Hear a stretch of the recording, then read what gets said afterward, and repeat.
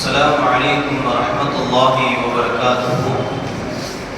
نحمده ونصلي على رسوله الكريم. أما بعد، فقد قال الله تعالى في القرآن العظيم وفي الفرقان المجيد بعد أعوذ بالله من الشيطان الرجيم بفضل بسم الله الرحمن الرحيم.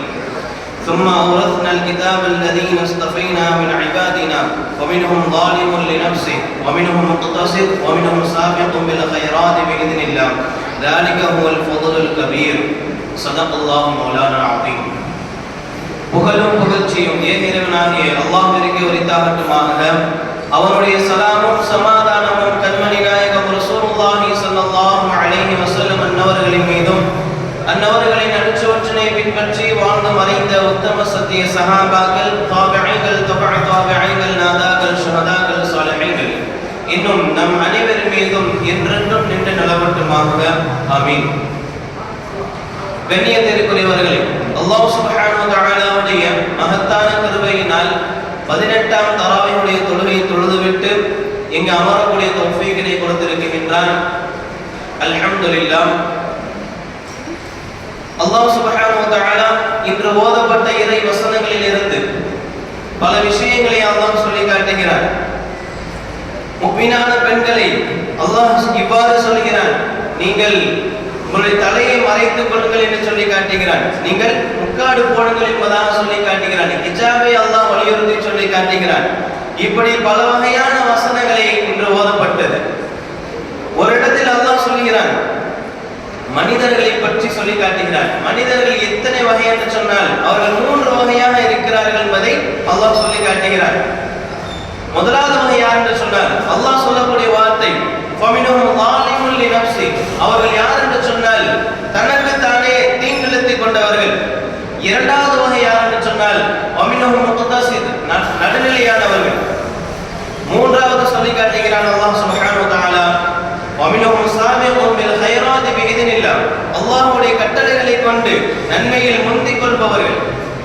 இப்படி 3 வகையினராக மக்கள் இருக்கிறார்கள் என்பதாக அல்லாஹ் சுப்ஹானஹு வ தஆலா சொல்லி காட்டுகிறார். அல்லாஹ் சொல்லக்கூடிய முதல் வகை யார் என்று சொன்னால் அல்லாஹ் கடமையாக்கிய விஷயங்களை எல்லாம் விட்டு விடுவார்கள். அல்லாஹ் எதை தடுத்தானோ அதை செய்வார்கள். இவர்கள் தான் தனக்குத்தானே தீங்கிழைத்துக் கொண்டவர்கள். இரண்டாவது தரப்பு யார் என்று சொன்னால் அல்லாஹ் யாரை சொல்கிறார் என்று சொன்னால் அவர்கள் அல்லாஹ் எதை ஃபர்லாக ஆக்கினானோ, எதை கட்டாய கடமையாக ஆக்கினானோ அதை மட்டும் செய்பவர்கள். தவற்றிலிருந்து தவிர்த்து கொள்பவர்கள், பாவத்திலிருந்து தவிர்த்து கொள்வார்கள். மேலதிகமான எந்த ஒரு அமலும் அவரிடத்தில் இருக்காது. இவர்களை தான் அல்லாஹ் சுப்ஹானஹு வ தஆலா நடுநிலையானவர்கள் என்று சொல்லி காட்டுகிறார். மூன்றாவது நிலை யார் என்று சொன்னால் அவர்கள் அல்லாஹ் எதை கடமையாக்கினானோ அதை மட்டும் செய்யாமல், அதோடு இல்லாமல் நஃபிலான வணக்கங்கள் மீதும் அதன் மீது கவனம் செலுத்துவார்கள். இவர்கள் தான் மூன்றாவது தரப்பினர் என்பதாக அல்லாஹ் சொல்லி காட்டுகிறார். இந்த 3 தரப்பிலும் எந்த வகை இந்த உலகத்திலும் நாளை மறுமையில் சிறந்த ஒரு சுபட்சமான ஒரு அந்தஸ்தை பெற்றுத்தரும் என்று சொன்னால் மூன்றாவது வகைதான். நன்மைகளில் முந்தி செல்வதில் தான் இந்த உலகத்திலும் நாளை மறுமையிலும் சுபட்சமான ஒரு வாழ்க்கையை பெற்றுத்தரும். அல்லாஹ்விடத்தில் மிக சிறந்த ஒரு அந்தஸ்தை பெற்றுத்தரக்கூடிய ஒரு விஷயம் இருக்கிறது என்று சொன்னால் அது நன்மைகளில் முந்துவதுதான். ஒரு இறை நேசரிடத்தில் ஒரு மாணவர் கேட்கிறார், ஜகாத்துடைய அளவு எவ்வளவு என்பதாக. ஜகாத் எந்த அளவு சதவீதம் கொடுக்க வேண்டும், எவ்வளவு சதவீதம் கொடுக்க வேண்டும் என்பதாக கேட்கும் பொழுது அந்த இறைநேசர் கேட்கிறார், உங்களுக்கா அல்லது எங்களுக்கா என்று கேட்கிறார். அந்த மாணவர் திரும்ப அந்த இறைநேசரிடத்தில் சொல்கிறார், மார்க்கம் என்பது ஒன்றுதானே, நீங்கள் எந்த மார்க்கத்தில் இருக்கிறீர்களோ அதே மார்க்கத்தில் தான் நானும் இருக்கிறேன். அப்படி இருக்க மார்க்கத்தில் ஏன் நீங்கள் பிரிக்கிறீர்கள், இந்த விஷயத்தில் நீங்கள் ஏன் பிரிக்கிறீர்கள் என்பதாக கேட்கும் பொழுது அந்த இறைநேசர் சொன்னார், உங்களுக்காக இருந்தால் 2.5% மட்டும்தான், உங்களுக்காக இருந்தால் 2.5% மட்டும்தான். ஆனால் எங்களுக்கு அப்படி கிடையாது. நாங்கள் அல்லாஹ்வுடைய அடிமைகள். அடிமையும் அடிமையுடைய பொருளும் எஜமானனுக்கு சொந்தமானது. அந்த வகையில் நாங்கள் செலவழிக்கின்ற, நாங்கள் சம்பாதிக்கின்ற அந்த பொருட்கள் எல்லாமே எங்கள் எஜமானனாகிய அல்லாஹ்விற்கு சொந்தமானது. அந்த வகையில் எங்களிடத்தில் அளவு என்பது கிடையாது, எங்களிடத்தில் அளவு என்பது கிடையாது. இதுதான் நன்மையில் முந்தி செல்வது என்பதாக அந்த இறைநேசர் சொல்லி காட்டினார்கள். அவ்வளவுதான். 2.5% என்று சொன்னால் அவ்வளவுதான் சட்டம் சொல்லி இருக்கிறது என்று சொன்னால் அதோடு மட்டும் விட்டுவிடக் கூடாது. அதை தவிர்த்து அதை விட மேலாக என்ன செய்ய வேண்டும்? அதிகமான முறையில் செலவுகள் செய்ய வேண்டும். வரையறுத்து இவ்வளவுதான் என்ற வரையறுத்து செய்யக்கூடாது. அல்லாஹ் பாதுகாக்க வேண்டும். சஹாபாக்கள் அப்படித்தான் இருந்தார்கள். நன்மைகளை முந்தி செல்பவர்களாக இருந்தார்கள். நபிமார்களுக்கு பிறகு இந்த உலகத்தில் நல்லவர், சிறந்தவர், அந்தஸ்தில் மிக உயர்ந்தவர் என்று சொன்னால் ஹஜ்ரத் அபூபக்கர் சித்திக் ரலியல்லாஹு அவர்கள் தான். காரணம், அந்த அளவிற்கு நன்மைகள் முந்துபவர்களாக இருந்தார்கள். நபி ஸல்லல்லாஹு அலைஹி வஸல்லம் அவர்கள் தபூக் யுத்தத்திற்காக வேண்டி நிதி திரட்டுகிறார்கள். ஹஜ்ரத் உமர் ரலியல்லாஹு அன்ஹு நினைக்கிறார்கள் எல்லா நன்மைகளிலும் ஹஜ்ரத் அபூபக்கர் சித்திக் ரலியல்லாஹு அவர்கள் முந்தி விடுகிறார்கள். இந்த இடத்தில் இந்த நேரத்தில் நான் அவர்களை முந்திவிட வேண்டும். இந்த விஷயத்திலாவது இந்த நிகழ்விலாவது நான் என்ன செய்து விட வேண்டும்? ஹஜ்ரத் அபூபக்கரை நான் முந்திவிட வேண்டும் என்பதாக உமர் ரலியல்லாஹு அன்ஹு நினைத்து தன் வீட்டில் வைத்திருந்த பொருட்களில் பாதி எடுத்து வந்து நபியிடத்தில் கொடுக்கிறார்கள். தபூக் யுத்தத்திற்காக, அந்த நீதிக்காக வேண்டி கொடுக்கிறார்கள், நிதிக்காக வேண்டி. நபி ஸல்லல்லாஹு அலைஹி வஸல்லம் அவர்கள் கேட்கிறார்கள், உங்கள் வீட்டில் எதை விட்டு வந்தீர்கள் என்று கேட்கும் பொழுது உமர் ரலியல்லாஹு அன்ஹு சொல்லி காட்டினார்கள், யா ரசூலல்லாஹ், பாதியை விட்டு வந்தேன். அவருடன் இருந்த பொருட்களில் பாதியாக பிரித்து அதில் ஒரு பாதியை இந்த நிதிக்காக வேண்டி கொடுக்கிறார்கள், மற்றொரு பாதியை வீட்டில் வைத்து விட்டு வருகிறார்கள். இதே நேரத்தில் ஹஜ்ரத் அபூபக்கர் சித்திக் ரலியல்லாஹு வருகை தருகிறார்கள். வருகை தந்து தன் இடத்தில் இருந்த அந்த பொருட்களை கொடுக்கிறார்கள். நபி ஸல்லல்லாஹு அலைஹி வஸல்லம் அவர்கள் ஹஜ்ரத் உமர் ரலியல்லாஹு அன்ஹு கேட்ட அதே கேள்வி கேட்கிறார்கள், உங்கள் வீட்டில் எதை விட்டு வந்தீர்கள் என்பதாக. ஆனால் ஹஜ்ரத் அபூபக்கர் சித்திக் ரலியல்லாஹு அன்ஹு சொன்ன பதில் மிகவும் ஆச்சரியத்திற்குரியது. ஹஜ்ரத் அபூபக்கர் சித்திக் ரலியல்லாஹு அன்ஹு சொல்லி காட்டினார்கள், யா ரசூலல்லாஹ், நான் அல்லாஹ்வின் ரசூலை மட்டும் தான் விட்டு வைத்தேன் வீட்டில் என்பதாக சொல்லி காட்டுகிறார்கள். இதனை கேட்ட ஹஜ்ரத் உமர் ரலியல்லாஹு அன்ஹு சொல்லி காட்டினார்கள், யா அபூபக்கர், எந்த நன்மைகளிலும் உங்களை நான் முந்திவிட முடியாது என்பதாக சொல்கிறார்கள். ஒருபோதும் முந்திவிட முடியாது என்பதாக சொல்லி காட்டினார்கள்.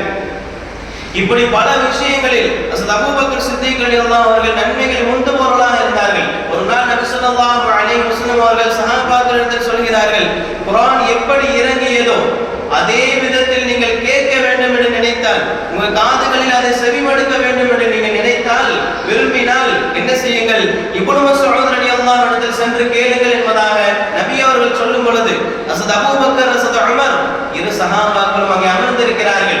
உமர் ரலியல்லாஹு அவர்கள் இந்த சுப செய்தியை இப்னு மஸ்ஊத் ரலியல்லாஹு அன்ஹு சொல்லிவிட வேண்டும் என்பதாக வேகமாக செல்கிறார்கள். சென்று விஷயத்தினை சொல்லுகிறார்கள். இப்னு மஸ்ஊத் ரலியல்லாஹு அன்ஹு நபி அவர்கள் இவ்வாறு சொன்னார்கள் என்பதாக குர்ஆனை கேட்க வேண்டும் என்பதற்காக வேண்டி சொல்கிறார்கள். ஆனால் இப்னு மஸ்ஊத் ரலியல்லாஹு அன்ஹு சொல்லி காட்டினார்கள், உங்களுக்கு முன்னரே ஹஜ்ரத் அபூபக்கர் சித்திக் ரலியல்லாஹு அவர்கள் என்னிடத்தில் வந்து இந்த விஷயத்தினை இந்த செய்தியை தெரிவித்து விட்டார்கள் என்பதாக இப்னு மஸ்ஊத் ரலியல்லாஹு அன்ஹு சொல்லி காட்டினார்கள். இப்படி பல விஷயங்களில் ஹஜ்ரத் அபூபக்கர் சித்திக் ரலியல்லாஹு அவர்கள் நன்மையில் முந்துபவர்களாக தான் இருந்தார்கள். உமர் ரலியல்லாஹு அவர்கள் ஒரு வயதான ஒரு ஆதரவற்ற ஒரு பெண்ணிற்கு பணிவிடை செய்து வந்தார்கள். வீட்டிற்கு சென்று பணிவிடை செய்வார்கள். ஒரு நாள் வீட்டிற்கு செல்வதற்கு முன்னால் பார்க்கிறார்கள், யாரோ ஒருவர் வீட்டிற்கு வந்து செல்வதை பார்க்கிறார்கள். இப்படி பல நாட்கள் தொடர்கிறது. யார் என்று பார்த்தால் ஹஜ்ரத் அபூபக்கர் சித்திக் ரலியல்லாஹு அவர்கள் தான். உமர் ரலியல்லாஹு அவர்கள் அந்த மூதாட்டிக்கு பணிவிடை செய்வதற்கு வருகிறார்கள். அதற்கு முன்னதாகவே ஹஜ்ரத் அபூபக்கர் சித்திக் ரலியல்லாஹு அவர்கள் என்ன செய்கிறார்கள்? உடனடியாக சென்று பணிவிடை செய்கிறார்கள். எந்த விஷயத்திலும் உமர் ரலியல்லாஹு அவர்களால் ஹஜ்ரத் அபூபக்கர் சித்திக் ரலியல்லாஹு அவர்களை முந்த முடியவில்லை. அந்த அளவிற்கு நன்மையில் முந்துபவர்களாக, நன்மையின் பக்கம் தேட்டமுடையவர்களாக தான் இருந்தார்கள். இந்த உலகத்தில் என்னுடைய பெற்றோர்களோ, என்னுடைய குடும்பத்தார்களோ, என்னுடைய உற்றார் உறவினர்களோ, அதனை தொடர்ந்து நான் சம்பாதித்த அந்த பணமோ சொத்தோ என்னுடைய கபருக்கு பதில் தராது. நாளை மறுமையில் எனக்கு எந்த விதத்திலும் உதவி செய்யாது. எது எனக்கு உதவி செய்யும் என்று சொன்னால் நான் செய்த அமல் மட்டும்தான். கபரிலும் எனக்கு நான் செய்த அமல் மட்டும்தான் எனக்கு பதில் தரும், எனக்கு பலன் தரும். வேறு எதுவும் பலன் தராது. அந்த வகையில் உணர்ந்தவர்கள் சஹாபாக்கள் ஹஜ்ரத் அபூபக்கர் சித்திக் ரலியல்லாஹு அவர்கள். ஹஜ்ரத் அபூபக்கர் சித்திக் ரலியல்லாஹு அவர்கள் மட்டுமா இப்படி இருந்தார்களா என்று கேட்டால் அவ்வாறு அல்ல. எல்லா சஹாபாக்களும் அப்படித்தான் இருந்தார்கள். எல்லா சஹாபாக்களும் 100% முந்துபவர்களாக இருந்தார்கள் என்று சொன்னால் ஹஜ்ரத் அபூபக்கர் சித்திக் ரலியல்லாஹு அவர்கள் 200% முந்துபவர்களாக இருந்தார்கள். அதனால் தான் எல்லா மக்களுக்கும் முதன்மையானவர்களாக நபிமார்களுக்கு பிறகு ஒரு சிறந்தவர் இந்த உலகத்தில் இருக்கிறார் என்று சொன்னால் அபூபக்கர் சித்திக் ரலியல்லாஹு என்ற பெயர் அதன் காரணமாகத்தான் வந்தது. அந்த அளவுக்கு சிறந்தவர்களாக இருந்தார்கள் சஹாபாக்கள். எல்லா சஹாபாக்களும் அப்படித்தான் இருந்தார்கள். உஹதுடைய போர் நடக்கிறது. அந்த போரில் ஹம்ஸா ரலியல்லாஹு அவர்கள் ஷஹீதாக்கப்படுகிறார்கள். மிக கொடூரமான முறையில் ஷஹீதாக்கப்படுகிறார்கள். இந்த யுத்தத்திற்கு பிறகு ஹம்ஸா ரலியல்லாஹு அவருடைய மகள் நபி ஸல்லல்லாஹு அலைஹி வஸல்லம் அவர்கள் பின்னால் ஓடோடி வருகிறார்கள். சின்ன பொண்ணுதான், சிறுமி. இதனை பார்த்த ஹஸரத் அலி ரலியல்லாஹு அவர்கள் அந்த சிறுமியை அழைத்துக் கொண்டு ஃபாத்திமா ரலியல்லாஹு அவர்கள் அழைத்துச் செல்கிறார்கள். அழைத்துச் சென்று சொல்கிறார்கள், இந்த சிறுமியை, இந்த பெண்ணை நாம் வளர்த்துக் கொள்ளலாம், நாமே வைத்துக் கொள்ளலாம், வளர்த்துக் கொள்ளலாம் என்பதாக சொல்லும் பொழுது அருகில் இருந்த ஸைத் ரலியல்லாஹு அவர்களும் ஜஅஃபர் ரலியல்லாஹு அவர்களும் போட்டி போட்டார்கள், நான் தான் வளர்ப்பேன், நான் தான் வளர்ப்பேன் என்பதாக. இதே சமயத்தில் நாம் தெரிந்து கொள்ள வேண்டிய விஷயம் என்ன தெரியுமா? நபி ஸல்லல்லாஹு அலைஹி வஸல்லம் அவர்கள் வருகை தந்து அவர்கள் இஸ்லாத்தின் பக்கம் எல்லா மக்களையும் அழைத்து சஹாபாக்களை அவர்கள் மிக கொடூரர்களாக இருந்தார்கள், அவர்களை எல்லாம் இரக்கமுள்ளவர்களாக ஆக்கி கொடுத்து இதன் பிறகுதான் இந்த நிகழ்ச்சி எல்லாம் நடக்கிறது.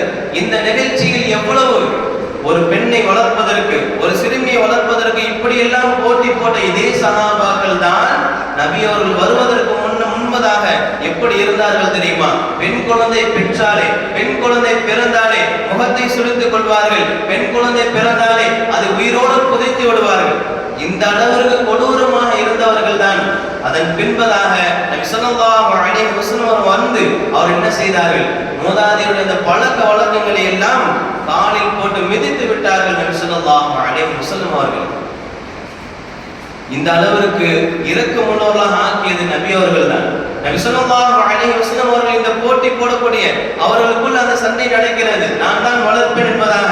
இந்த நிகழ்ச்சியில் நபி ஸல்லல்லாஹு அலைஹி வஸல்லம் அவர்கள் வருகை தந்து சொல்கிறார்கள், ஜஅஃபர் ரலியல்லாஹு அவருடைய மனைவி இந்த பெண்ணுடைய சிறிய அன்னையாக இருக்கிறார்கள், சின்னம்மா முறை வருது. அதனால் ஒரு தாயுடைய சகோதரி தாய்க்கு சமம். அதன் காரணத்தால் ஜஅஃபர் ரலியல்லாஹு இடத்திலே இந்த பெண்ணை ஒப்படைத்து விட்டார்கள் நபி ஸல்லல்லாஹு அலைஹி வஸல்லம் அவர்கள். ஒரு பெண்ணை பெற்றெடுத்து சரியான முறையில் வளர்த்தால், சீரான முறையில் வளர்த்து தீனோட அந்த பாதையில் வளர்த்து நாம் நல்ல ஒரு மார்க்கப்பற்றுள்ள ஒரு ஆணுக்கு நாம் திருமணம் செய்து வைத்தால் நமக்கு அல்லாஹ் சொர்க்கத்தை கொடுப்பான். அதை உணர்ந்தார்கள் சஹாபாக்கள். அதனால் தான் போட்டி போட்டார்கள். நன்மைகள் முந்துபவர்களாக, அதில் போட்டி போடுபவர்களாக சஹாபாக்கள் இருந்து வந்தார்கள். பத்ர் யுத்தத்தை பற்றி நாம் நேற்று சொன்னோம். பத்ர் யுத்த காலத்தில் சஹாபாக்கள் 313 சஹாபாக்கள் மட்டும்தான் இருக்கிறார்கள். அவர்கள் பயணம் செய்ய, மதீனாவில் இருந்து அந்த பத்ர் களத்திற்கு வருவதற்கு பயணம் செய்ய வெறும் 70 ஒட்டகம் தான் இருக்கிறது. அதனால் என்ன நினைத்தார்கள் என்று சொன்னால், அந்த 70 ஒட்டகம் மட்டும்தான் அவரிடத்தில் இருந்தது. அதன் காரணமாக என்ன செய்தார் என்று சொன்னால், ஒரு ஒட்டகத்திற்கு 3 நபர்கள் நிர்ணயித்தார்கள். அந்த வகையில் நபி ஸல்லல்லாஹு அலைஹி வஸல்லம் அவர்களும் ஹஸரத் அலி ரலியல்லாஹு அவர்களும் ஹஸரத் அபூ லுமாமா ரலியல்லாஹு அவர்களும் இந்த 3 நபர்களுக்கும் ஒரு ஒட்டகம் கொடுக்கப்பட்டது. 3 நபர்களும் மாறி மாறி சவாரி செய்யக்கூடிய நிலை வருகிறது.